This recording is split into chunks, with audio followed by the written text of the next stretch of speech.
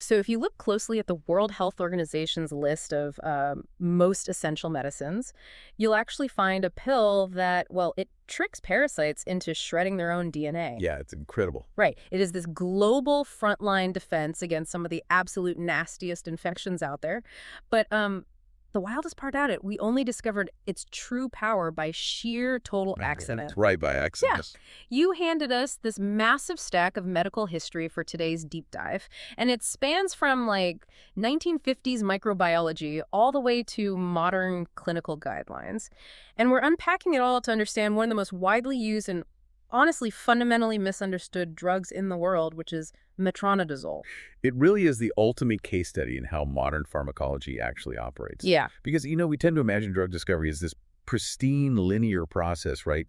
Like scientists identify a specific molecular target, they engineer a chemical key to fit it perfectly in a lab. Right, like a lock and key. Exactly. But metronidazole just shatters that illusion. The journey of this drug reveals a much more beautifully messy reality. It involves soil bacteria, serendipitous clinical observations, and this brilliant chemical mechanism called the redox trap. The redox trap, I love that name. And the stack of research you sent us, it also takes a total sledgehammer to one of the most famous pieces of advice doctors give you when you take this drug. Oh, the alcohol warning. Yeah, the terrifying warning to never, under any circumstances, drink alcohol. We're going to explore why that medical folklore might be based on surprisingly thin evidence. Extremely thin evidence. Right. But to understand how a drug designed for one very specific thing accidentally became this global phenomenon, we have to start at the beginning. And the beginning wasn't in some sterile laboratory. It was literally in the dirt. Yes, strictly in the soil. So in 1953, there's a team of Japanese researchers led by Maeda, and they isolated this natural compound from a soil bacterium called Streptomyces. And they weren't looking for human medicine, were they? No, not at all. They were just investigating the microscopic chemical warfare that bacteria use against each other in nature to survive. Oh, wow. Right, so they pull out this natural product called azomycin. Structurally, it's known as a 2-nitromidazole, and the defining characteristic of this azomycin was its lethal effect on a very specific protozoan parasite called trichomonas. Which is the parasite responsible for trichomoniasis, right? Exactly. A super common sexually transmitted infection. So the Japanese team finds this naturally occurring weapon, and then the French pharmaceutical industry takes notice. Right, so chemists at Rhône-Poulenc in France, Yeah. they recognized the potential here, but azomycin itself wasn't quite stable or potent enough for, widespread human use. It needed tweaking.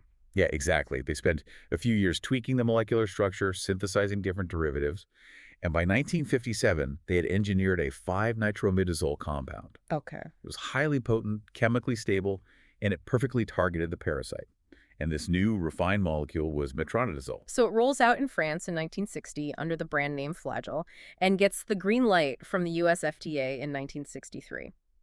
But, and this is where the timeline gets so fascinating to me, it was approved and marketed strictly as an antiprotozoal drug. Completely. For an entire decade, the global medical community believed its only job was treating trichomoniasis. And if the story ended there, we wouldn't even be talking about it today. Right. The whole pivot relied entirely on a physician named Kei Shin. He published a case report in The Lancet in 1962. Okay, what happened? So Shin was in London treating a female patient for trichomoniasis using the standard metronidazole protocol.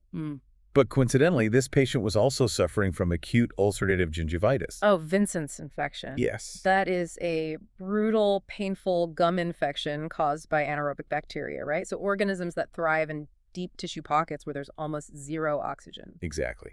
So Shin administers the drug to treat the parasite, and to his absolute shock, the severe bacterial gum infection just completely clears up right alongside it. That is wild. Yeah, it was a result nobody had engineered the drug to produce, and nobody anticipated. What's fascinating here is that this kind of serendipitous bedside observation, not intentional lab design, is what often drives these massive leaps in medical science. It's like inventing a highly specialized weed whacker for your garden, turning it on, and accidentally discovering it also perfectly repaves your driveway. That's a great way to put it. But wait, so for an entire decade, the medical community fundamentally misunderstood the true capability of a drug they were prescribing every single day. Totally. Because of that single bedside observation, it redirected global research overnight. The scientific community realized they had fundamentally underestimated the molecule. Right. They began testing it against anaerobic bacterial infections throughout the entire human body, and it proved just devastatingly effective. I mean, today, its clinical use against bacterial infections vastly eclipses its original application against parasites.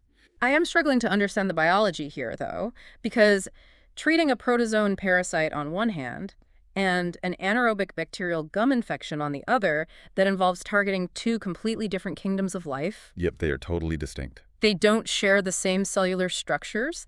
It No. seems biologically impossible that one specific chemical could wipe out both of them unless they share some, like, hidden fundamental vulnerability. Well, they do. Mm. And the vulnerability they share is metabolic. It all comes down to a profound hatred of oxygen. Huh. This is the foundation of the redox potential trap. The redox trap. Okay, let's break down the mechanics of this because the chemistry in the sources you provided is incredibly elegant. It really is. It operates almost like a microscopic ambush. Mm. So every cell has a redox potential, essentially a measure of its electrical and chemical environment. Okay.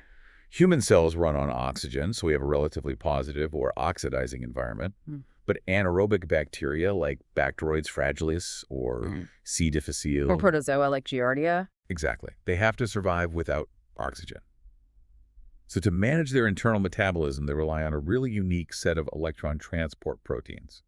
The sources highlight proteins like ferredoxin and flevodoxin. Yes. And a specific enzyme in protozoa called PFOR, right? Right. And those proteins operate at incredibly low, very negative redox potentials. They're constantly shuttling electrons around just to keep the organism alive in this oxygen-starved environment. Right. Yeah. Now, when a patient swallows a metronidazole pill, the drug itself is completely inert. It's not inherently toxic at all. It just passively diffuses across the membranes of whatever cells it encounters. So it's just floating around in the body as a harmless molecule. Exactly. Until it enters an anaerobic organism.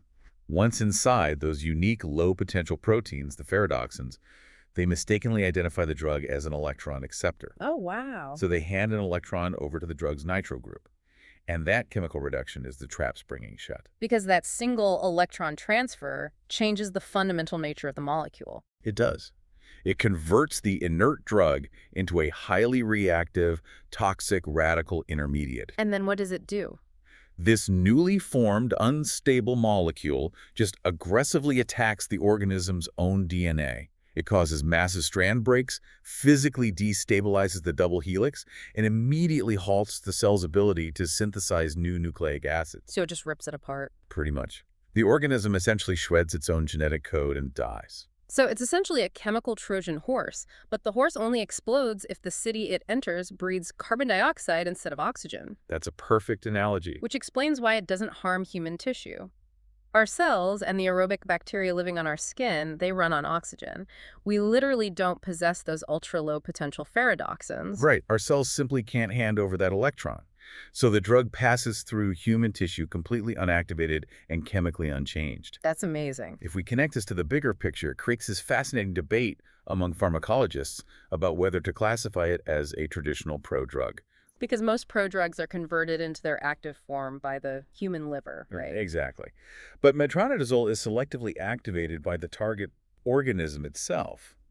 Its immense safety profile isn't determined by clinical dosing. It's hardwired into the atomic structure of the molecule. But if it's so incredibly targeted, why do people mistakenly call it a broad-spectrum antibiotic? You hear that all the time. I know, it's a widespread and potentially dangerous misconception.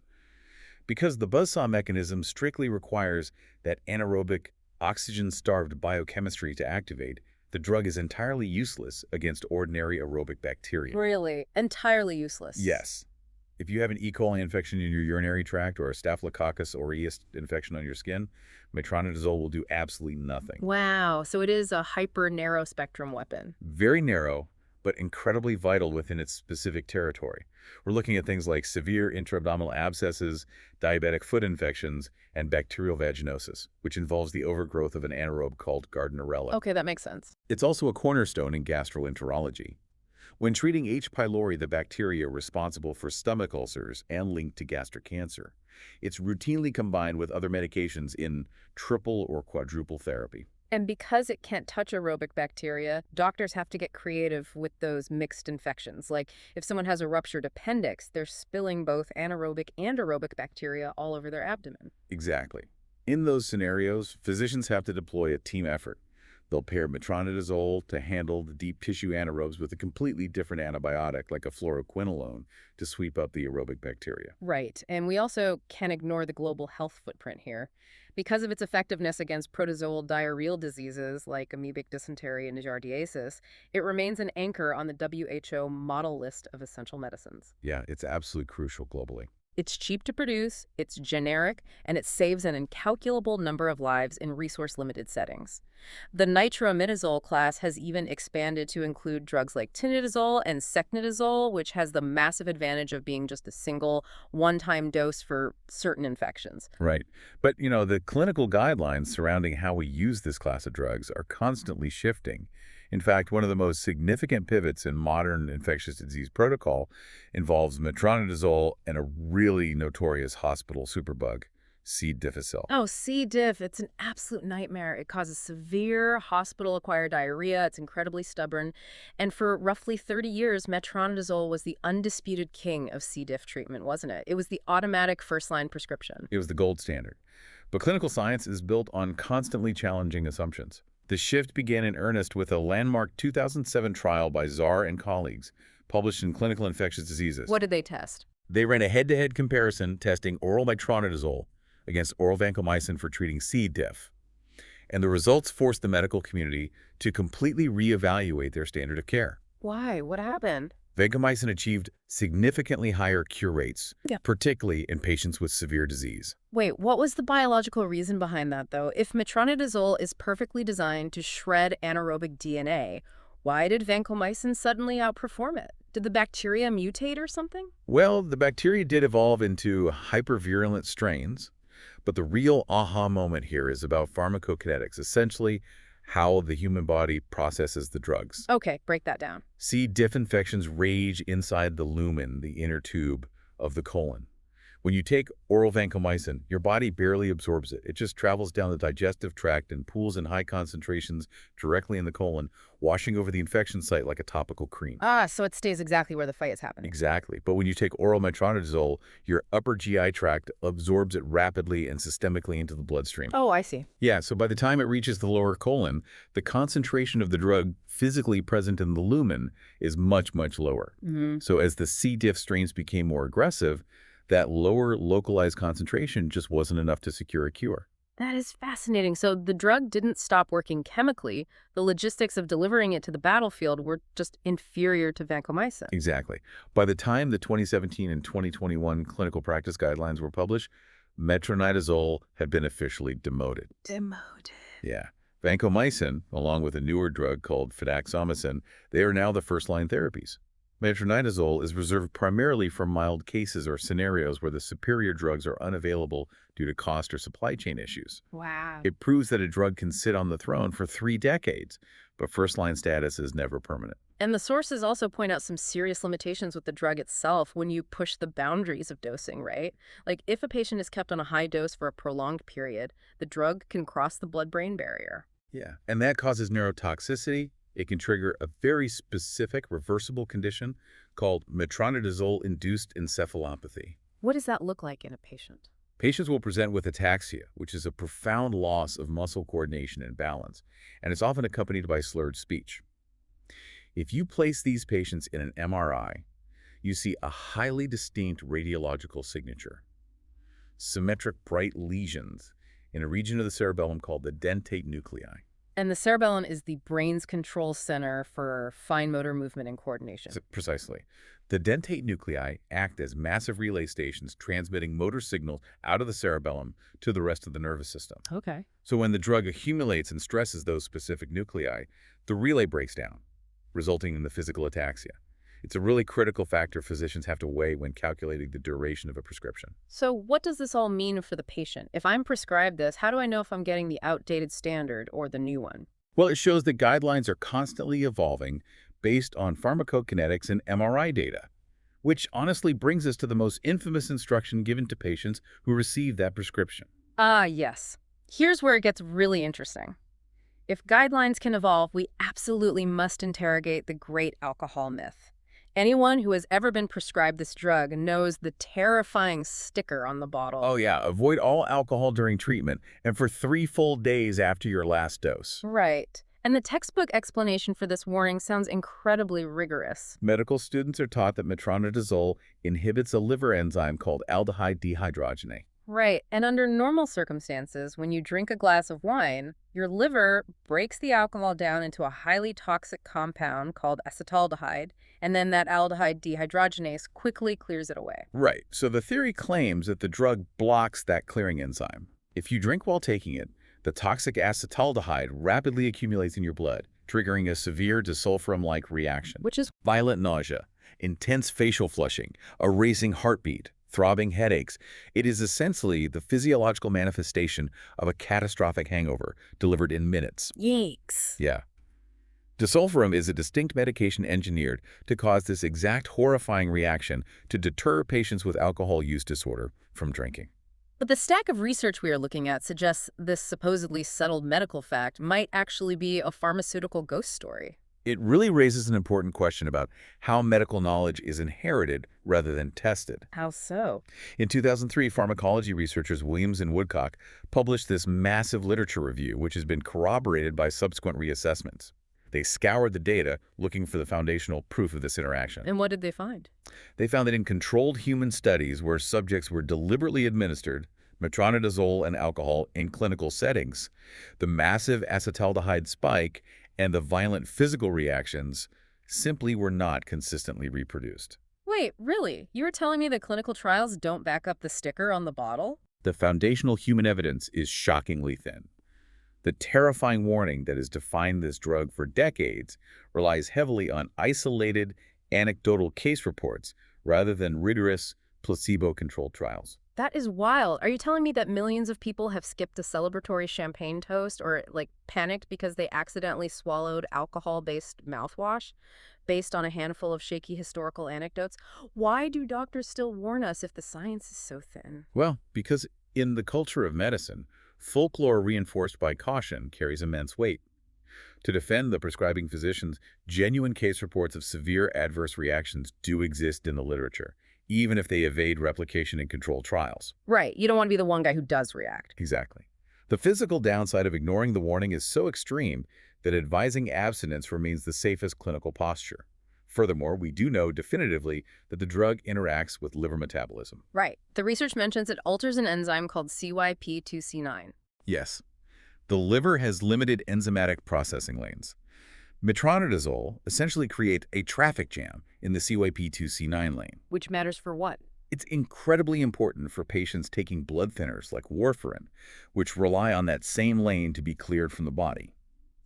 If the lane is blocked, warfarin accumulates in the bloodstream, dangerously increasing the risk of major bleeding. So it is undeniably active in the liver, which lends a veneer of plausibility to the alcohol theory. And even the topical and vaginal formulations of the drug carry the alcohol warning, despite the fact that their systemic absorption into the bloodstream is drastically lower than the oral pill. The abundance of caution is just absolute. Ironically, because of this fearsome reputation, researchers in the mid-20th century actually attempted to use metronidazole as a treatment for alcohol use disorder. Let me guess. It completely failed. It failed completely. The adverse reaction was far too unreliable and inconsistent to serve as an effective deterrent. And to compound the irony, if a physician mistakenly prescribes metronidazole to a patient who is already taking actual disulfiram, the combination is absolutely contraindicated. Mixing those two drugs can trigger acute psychosis and severe cognitive confusion. That is terrifying. So the alcohol rule is this fascinating blend of historical caution and physiological traffic jams. But there's another paradox hidden in the literature that feels even heavier, and it involves cancer. Yeah. If you read the regulatory labels, metronidazole carries a warning for carcinogenic potential. Laboratory data shows it is a known mutagen in the Ames test. What's the Ames test? It uses specialized strains of Salmonella bacteria to detect genetic mutations. Because we know metronidazol's entire mechanism of action is literally shredding bacterial DNA, it unsurprisingly flags as highly mutagenic in this bacterial assay. Okay, that makes sense. Furthermore, long-term high-dose studies in rodents have demonstrated an increase in lung tumors. I mean, mutating DNA and causing tumors in animal models, that sounds like a definitive red flag for a carcinogen. The lab data flashes bright red. But here is the paradox that has fascinated pharmacologists. Right. We have decades of human epidemiological data. Right. We have tracked massive cohorts of patients who received the drug for trichomoniasis and other infections over the course of many years, and that massive pool of human data shows no corresponding increase in cancer rates. Wait, how is that possible? A chemical either causes cancer or it doesn't. It highlights the massive metabolic divide between a rodent model and human reality. A rat processing a lifetime supply of a chemical in a laboratory setting does not perfectly simulate how a human liver, running a human metabolism, processes a standard clinical dose over 7 days. Right, the scale is totally different. Exactly. It's a powerful reminder that while in vitro and animal models are essential for identifying potential hazards, they do not always translate directly into actual human risk. Okay, synthesizing this entire journey, metronidazole is so much more than a generic script for stomach bug. Oh, absolutely. It's a molecule pulled from the dirt, whose true antibacterial power was completely hidden until a lucky clinical accident in London. It's a masterpiece of evolutionary targeting that leverages a redox trap to trick organisms into destroying their own genetic code. Beautifully said. And it serves as a living case study in how clinical guidelines rapidly evolve, like we saw with C. diff, and how medical folklore can just take on a life of its own, echoing through pharmacies for decades. It really reflects the brilliant, adaptive, and sometimes contradictory nature of the scientific process itself. Yeah. But, building clearly on the mechanics we've explored today, there is one final frontier worth considering. Oh, what's that?